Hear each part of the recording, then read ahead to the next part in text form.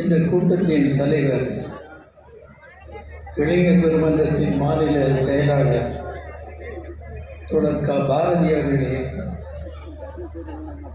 இங்கே நிறைவுரையாற்ற வருகை வந்துள்ள தமிழ்நாடு வேளாண்மை உழவர் நலத்துறை அமைச்சர் இளைய நண்பர் எம்.ஆர்.கே. பன்னீர்செல்வம் அவர்களே, தமிழ் திரையுலகில் அழுத்தமான முத்திரையை பதித்து நிபர்ந்து நிற்கிற எழுச்சி நாயகன் சமுத்திரக்கனி அவர்களே, மாநில செயலாளர் தொடர் முத்தரசன் அவர்களே, நாடாளுமன்ற உறுப்பினர் சகோதரர் மணி அவர்களே, சட்டமன்ற உறுப்பினர்கள் தொடர் ராமச்சந்திரன் அவர்களே, மாரிமுத்து அவர்களே, மேடையில் அமர்கின்ற பெருமக்களே, சகோதர சகோதரிகளே, தோழர்களே, உங்கள் அனைவருக்கும் என்னுடைய நன்றியை முதலிலே தெரிவித்துக் கொள்கிறேன். இங்கே நடைபெற்ற பேரணியும் 3 நாட்கள் நடைபெற இருக்கிற மாநாடும் ஏதோ கூடி கலைஞர் நோக்கத்தோடு ஒரு கும்பமேளா மாதிரி நடத்திவிட்டு போவதற்காக கூட்டப்பட்ட கூட்டம் அல்ல. மிக உயர்ந்த ஒரு நோக்கத்தை இந்திய சமூக வாழ்வில் வாழ்க்கை முறையாக மாற்றியமைப்பதற்காக அர்ப்பணித்துக் கொண்டவர்களினுடைய உலை களம்தான் இந்த இளைஞர் பெருமன்றம். இதனுடைய ஜனன நோக்கமே இந்தியாவில் ஏற்றத்தாழ்வற்ற அனைவருக்கும் அவரவர் தேவைக்கு தக்கவற்றை அந்தந்த பருவ காலங்களில் பெற்றுக்கொள்வதை வாழ்க்கை முறையாக மாற்றி அமைக்கிற சோசியலிச வாழ்க்கை முறை வேண்டும், அவற்றை இந்தியாவிலே உருவாக்க வேண்டும் என்ற உன்னதமான நோக்கத்திற்குத்தான் இந்த அமைப்பு தோற்றுவிக்கப்பட்டது. எனவே ஏனோ தானோ என்ற நிலையிலே தோற்றுவிக்கப்பட்ட ஒரு மனமகிழ் மன்றம் அல்ல இது. கேலியும் கிண்டலும் செய்வதற்குரிய இடமும் அல்ல இது. கோடான கோடிக்கணக்கான மக்கள் நீண்ட நெடுங்காலம், பல நூற்றாண்டு காலம் கனவை நனவிலேயே கண்டார்கள். நனவிலே கண்ட கனவை நனவாக்குவதற்கான போராட்டத்தை தொடக்கியவர்கள்தான் கம்யூனிஸ்டுகள். அவர்களின் உன்னத நோக்கத்தை நிறைவேற்றுவதற்கான இளைஞர் பெரும் படைதான் இந்த படை. இந்த படை இன்றைக்கு சிறிதாக தெரியலாம், பலருடைய கண்களுக்கு ஒரு சிறிய கட்சி, சிறிய அணி போல் தெரியலாம். ஆனால் எங்கள் கீர்த்தி மிக மிக பெரியது, உலகளாவியது. வெறும் குண்டிச்சட்டி குதிரைகள் அல்ல, உலகம் முழுவதும் இருக்கிற மனித குலத்தை நேசிக்க கற்றுக் கொடுத்த ஞானத்தை பெற்றவர்கள் நாங்கள். பிறரை அறுவருக்கு கற்றுக்கொண்டதில்லை. சமூக வாழ்வில் ஒருவரை அடையாளப்படுத்த அவருடைய நிறத்தை, ஜாதியை வைத்து பிளவுபடுத்தி பார்க்கிற ஈன ஊனம் எங்கள் மனதில் இல்லை. அவற்றை கற்றுக் கொடுக்கவில்லை.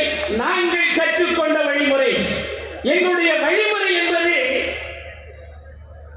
கடந்த பல நூற்றாண்டுகளுக்கு முன்னர் இதே தமிழ் மண்ணிலிருந்து ஒரு புலவன் முழங்கினான் அல்லவா, யாதும் ஊரே யாவரும் கேளி.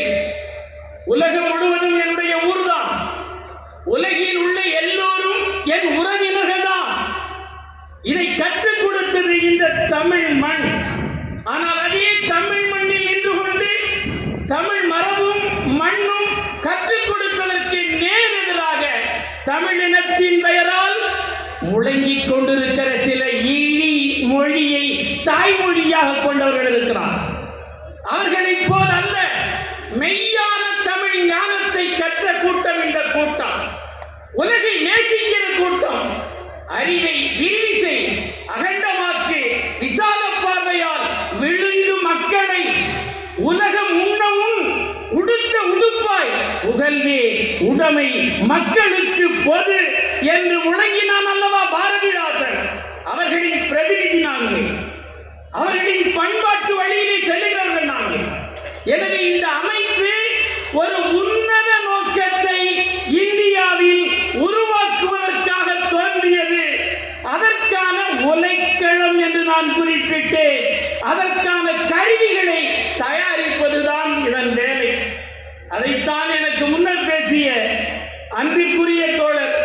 இரா திருமலை குறிப்பிட்டார்கள். நானும் இதே இளைஞர் பெருமன்றத்தில் 1970 75 வரை இதன் பொதுச் செயலாளராக நான் காரியமாற்றி இருக்கிறேன். அதனுடைய தொடர்ச்சி இன்றைக்கு விசாலமாக இருக்கிறது. அனைத்து மாவட்டங்களிலும் மாநாடுகள் நடைபெற்றிருக்கின்றன.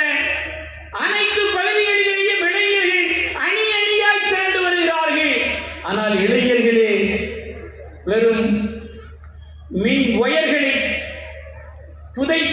புதைவிடமானாலும் கம்பிகளை இணைத்து விட்டு விட்டாலும் விளக்கு எரியாது. வெறும் மரங்களை வெட்டுவதாலோ கம்பிகளை இணைப்பதாலோ விளக்கு எரிவதில்லை.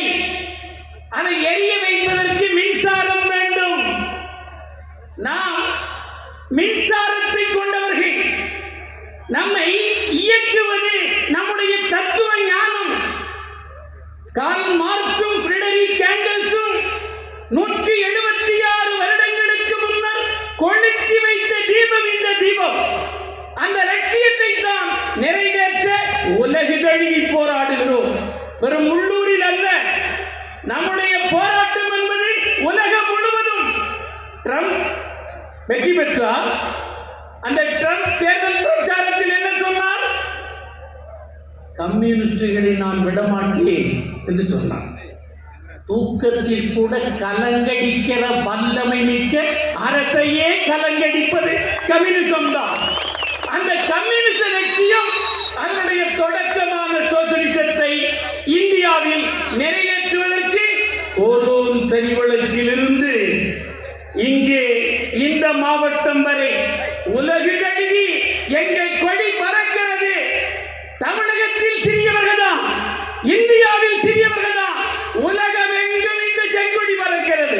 உலகமெங்கும் இந்த போர்க்கொடி அநீதி வேரோடும் வேரடி மண்ணோடும் பெயர் தெரிகிற வரை இந்த செங்கொடி போர்க்கொடிதான். இந்த போர்க்கொடி இறுதியில் வென்றே தீரும்.